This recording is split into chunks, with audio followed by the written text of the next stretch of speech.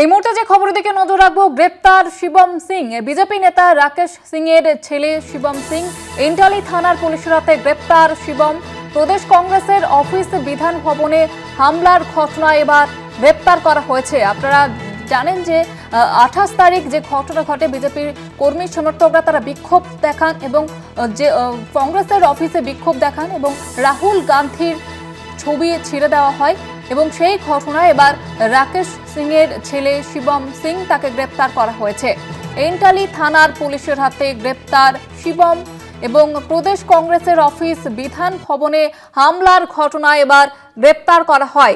গত 28 তারিখ যে ঘটনা ঘটে, কংগ্রেস অফিসের বাইরে যে বিক্ষোভ দেখানো হয় বিজেপি কর্মী সমর্থকদের তরফ থেকে এবং রাকেশ সিং এর নেতৃত্বে বিজেপির কর্মী সমর্থকরা সেখানে গিয়ে কার্যত হুলস্থুল কাণ্ড ঘটান।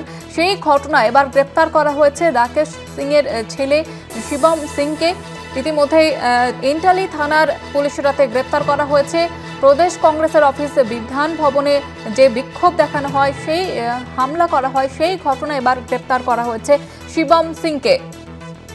গত 28 তারিখ বিজেপির যে কর্মসূচি ছিল বিধান ভবন অভিযান, এবং সেখানে আমরা দেখেছি যে রাহুল গান্ধীর ছবি ছিঁড়ে দেওয়া হয়, কালি দিয়ে দেওয়া হয় সেই ছবিতে, এবং সেই ঘটনায় এবার গ্রেপ্তার করা হচ্ছে শিবম সিংকে।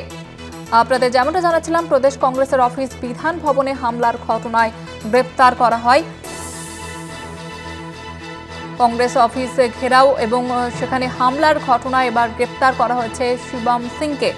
ইতিমধ্যে ইন্টালি থানার পুলিশের হাতে গ্রেপ্তার করা হয়েছে বিজেপি নেতা রাকেশ সিং এর ছেলে শিবম সিং, তাকে গ্রেপ্তার করা হয়েছে এই ঘটনায়। গত 28 তারিখ যে ঘটনা ঘটে বিধান ভবনের হামলার ঘটনা এবং কংগ্রেসের যে অফিস, সেই কংগ্রেস অফিসের বাইরে বিক্ষোভ দেখান এবং হামলা হয়, বিজেপি কর্মী সমর্থকরা তারা করেন। সেই ঘটনায় এবার শিবম সিংকে গ্রেপ্তার করা হয়েছে। ইন্টালি থানার পুলিশের হাতে গ্রেপ্তার করা হয়েছে শিবম সিং। বিজেপি নেতা রাকেশ সিং এর ছেলে শিবম সিং, তাকে গ্রেপ্তার করা হয়েছে। ইন্টালি থানার পুলিশের হাতে গ্রেপ্তার করা হয়েছে।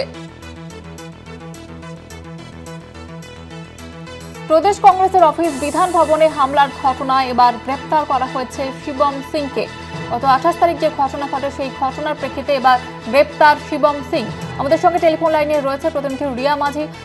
রিয়া, কি জানা যাচ্ছে?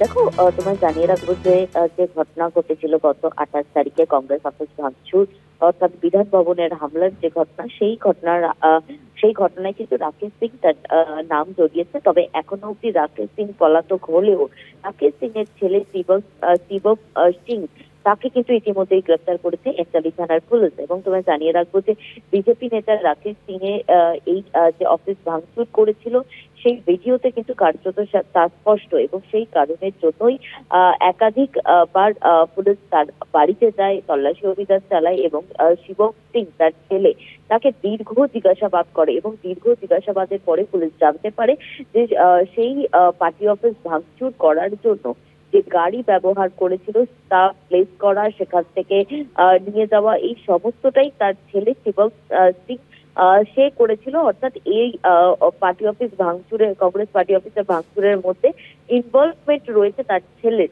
এবং সেই কারণের জন্যই এই শিবম সিং তাকে গ্রেফতার করেছে ইতিমধ্যে ইন্টালি থানার পুলিশ। ধন্যবাদ জানাবো রিয়া।